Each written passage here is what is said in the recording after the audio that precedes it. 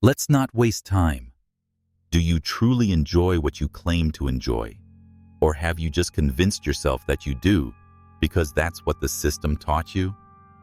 Every mindless scroll, every empty bite, every fake laugh, is it joy or just reflex? You weren't born this way. You were trained, and that training runs deep. You've been conditioned to associate pleasure with escape, not with fulfillment. Instant gratification has become the new god, and your daily rituals, the phone checks, the snacks, the shows, are prayers to it. But why does the satisfaction vanish so quickly? Why does the hunger never end? Aldous Huxley saw this coming before most even knew where society was headed. He warned that the real chains would not be forged in iron, but in distraction. Not a dictatorship of pain, but of pleasure. And this world? You're living in it. There's no need to censor books when people willingly abandon reading. No need to suppress truth when it's buried beneath endless content. No need for tyrants when people are enslaved by their own appetites. Huxley didn't exaggerate. He prophesied. You think you're free because you can choose from thousands of shows, playlists, and posts. But what if every choice has already been engineered? What if your freedom is just the illusion of control, wrapped in the seductive glow of a screen? The tragedy isn't just that pleasure is everywhere. It's that it means so little. What used to be a reward is now a reflex. What once brought joy now brings only numbness. Every new thrill fades faster, and still, you reach for the next. This is not pleasure. It's stimulation addiction. And like any addiction, it's not about enjoying the moment. It's about chasing the next fix. Food becomes chemicals, connection becomes performance, and learning becomes passive consumption. You were sold a lie, a beautiful, convenient, numbing lie. That pleasure was the point of life. That feeling good was enough. But what if it isn't? What if it's the poison? The sedative that keeps you asleep while your life passes in the background? The more easily you access pleasure, the harder it becomes to feel anything real. Children can't finish a paragraph, but they scroll for hours. Adults can't handle silence, but they fill it with noise. Love is abandoned at the first sign of effort. When everything is instant, nothing is meaningful. When everything is available, nothing is valued. And when pleasure costs you nothing, it teaches you nothing. That's the paradox. Easy joy is empty. Effortless delight is worthless. We weren't built for constant stimulation. The human mind needs stillness, focus, boredom even. That's where reflection grows, where creativity is born. But now, silence feels unbearable. Boredom feels like failure. And so we run, from discomfort, from depth, from ourselves. Pleasure has become a weapon, a tool of distraction. While you chase the next notification, your ambitions wither. While you numb yourself with meaningless entertainment, the real work of living, growing, building, connecting, goes undone. You're not enjoying life. You're escaping it.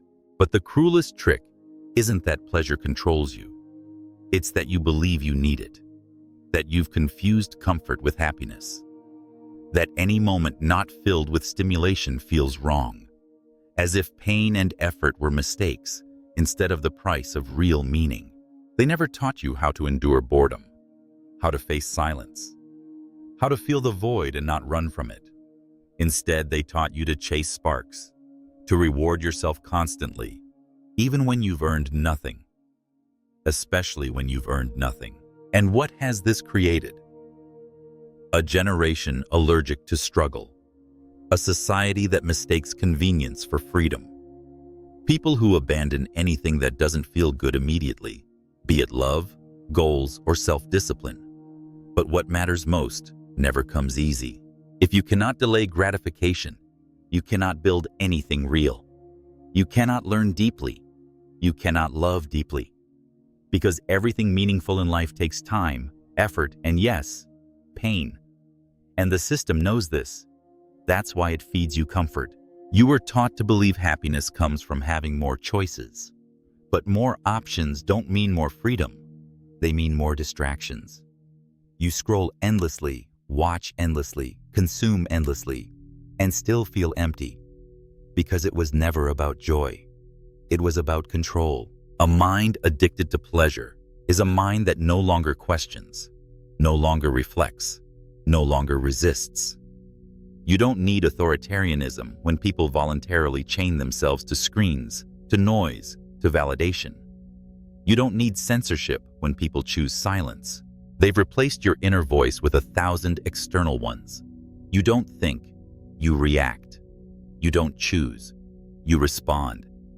Every app, every alert, every piece of content is designed to hijack your attention, to fragment your mind, to make you passive. And when your mind is fragmented, it cannot resist. It cannot create. It cannot see beyond the next dopamine hit. That is the real theft, not of your time, but of yourself. And once you lose that, you belong to the machine. You think you're choosing what to watch, what to eat, what to believe. But the system has already chosen for you. It offers you thousands of options, all leading to the same place: distraction. Depth is buried under noise. Meaning is diluted by excess. Real life, true life, is not meant to be easy. It's meant to challenge you, to shape you, to teach you resilience. But if every discomfort sends you running to a screen, how will you ever grow? If every silence feels unbearable, how will you ever hear your own mind? The system doesn't fear rebellion. It fears awareness. It fears the moment you stop scrolling and start thinking. The moment you stop chasing pleasure and start chasing purpose. Because that moment is the birth of freedom and the death of your programming. Ask yourself, when was the last time you did something difficult without seeking reward? When was the last time you sat with discomfort instead of escaping it? These moments reveal who's in control, you or the addiction built to enslave you. But here's the hope. You don't need to escape pleasure. You need to redefine your relationship with it. You must master it, not let it master you. You must choose when it enters your life, not let it dictate every second of it. Self-control isn't denial, it's freedom. It's the ability to delay what you want now for what truly matters later. It's strength in disguise. And every time you say no to a cheap thrill, you say yes to something far more powerful. Integrity. Pleasure should be a reward, not a routine. It should follow effort, not replace it. The greatest joy comes after the greatest struggle. The sweetest victories are the ones earned. But we've forgotten this. We've traded effort for ease and joy for numbness. So when the urge comes to reach for your phone, pause. When boredom creeps in, sit with it. When your brain screams for stimulation, listen, but don't obey. Choose not to react. Choose to feel. Choose to own the moment. The war is not against technology. It's against dependence.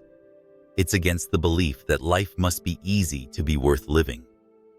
Real fulfillment comes from building, not consuming. From enduring, not escaping. From facing the storm, not hiding from it. Because once you regain control, true control, the system loses its grip. Pleasure becomes what it was meant to be, a celebration, not a chain. And you become what you were meant to be, not a consumer, but a creator. Not a slave, but a sovereign.